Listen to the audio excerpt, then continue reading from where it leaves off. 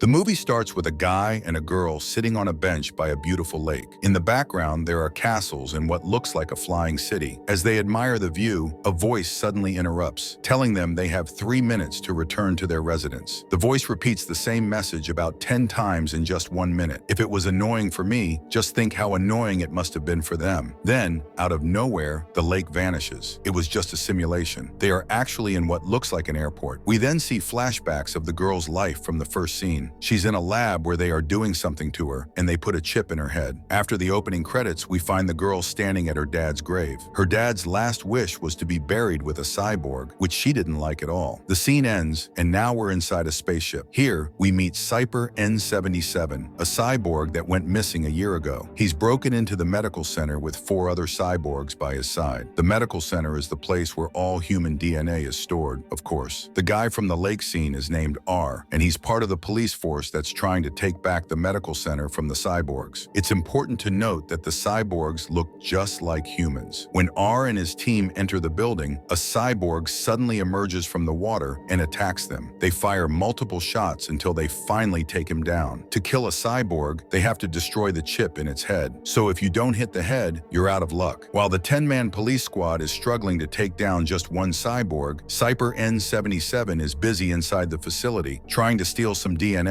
He's specifically looking for DNA from someone named Sion. As Cyper searches, he finds a match just as the police arrive. Before they reach the room where Cyper is stealing the files, they have to go through a long, foggy corridor. Convenient, right? Cyper starts crawling through the mist, and suddenly, a guy drops dead out of nowhere. Everyone is panicking because they can't see a thing. Cyper takes down 2 or 3 more officers before making a run for it. Yes, he's a robot, so he's super fast, but it's hard to believe how he manages to slip past 10 officers and escape so easily. Meanwhile, as the police struggle to catch Cyper, R is at the building entrance, stealing the chip from one of the dead cyborgs and daydreaming about all the money he'll make selling it on the black market. Cyper is running for his life when he passes by R, who seizes the moment and takes him down. Turns out, Cyper was useful after all. After playing the hero of the raid, R goes to visit a guy who's building a robot. R asks if it's possible to save Rhea, a cyborg who's about to stop functioning. R has fallen in love with her and desperately wants to fix her so they can live together. Quite romantic, but also a little creepy. Now seems like a good time to introduce the world. Society is so advanced that they've created robots, known as cyborgs, that can perform all the same tasks as humans. These cyborgs work as waiters, bankers, prostitutes, and likely much more. R might seem like an odd guy, and maybe he is, but in this world, his behavior is just as peculiar as everyone else's. Back to the action. Some random guy tries to sell Cyper's body to an underground scientist, but Cyper suddenly reactivates and kills the scientist. Meanwhile, R visits his friend, Dr. Jiro, and shares some exciting news. Dr. Jiro has managed to extract a chip from a cyborg's head and implant it into a human body, essentially creating a cyborg with a human form, because apparently it's cheaper that way. Dr. Jiro hands R a photo of a girl, suggesting he could use her body to implant Rhea's chip. This girl is the same one who was upset about her father wanting to be buried with a cyborg, and the same person whose DNA Cyper was after, Sion. Sion had met R in a restaurant and quickly fell for him. She had these fortune cookie-like chopsticks, which she tried to sell to R. R took one, and the inscription on the chopstick predicted that they would end up together. So on the bright side, she'll marry him. The downside? He plans to put a robot's mind in her body, just a small price to pay to be with the man she loves. Acting like a modern-day Sherlock Holmes, R tracks down Sion and convinces her to visit Dr. Jiro. Sion is sick and thinks R genuinely wants to help her. Jiro is all set to begin the procedure, but then R's boss, Noma, shows up. It turns out that creating a cyborg requires a license, and Noma arrests Dr. Jiro for operating without one. With Rhea only having a couple of days left before she shuts down, R is desperate to get Jiro out of jail so he can fix her. Frustrated with how things are going, R decides to go for a motorcycle ride with Rhea to blow off some steam. During the ride, R gets the wild idea to stop by Sion's house. By stop by, I mean he literally drives through her wooden house with his motorcycle, crashing right through it. Lucky for him, the house was wooden, making it easier to smash through. He then tells Kion to meet him the next day, promising to pay her back for the damages. The day of their meeting also happens to be the same day Dr. Jiro gets released from jail, and it's also the day Rhea is set to expire. Another twist of fate. On the day Sion and R are supposed to meet, Sion turns him down down because she had a rough night. She heads over to her friend's house to catch some sleep. Meanwhile, Cyper has hacked into the police security system, so he knows exactly where Sion is. Just as Sion is about to drift off, her friend suddenly drops dead. Now Cyper is alone with Sion, and just as he's about to kidnap her, the police show up. They try to apprehend Cyper, but as we've seen before, they're completely outmatched for this kind of situation. They struggle against Cyper and his ally,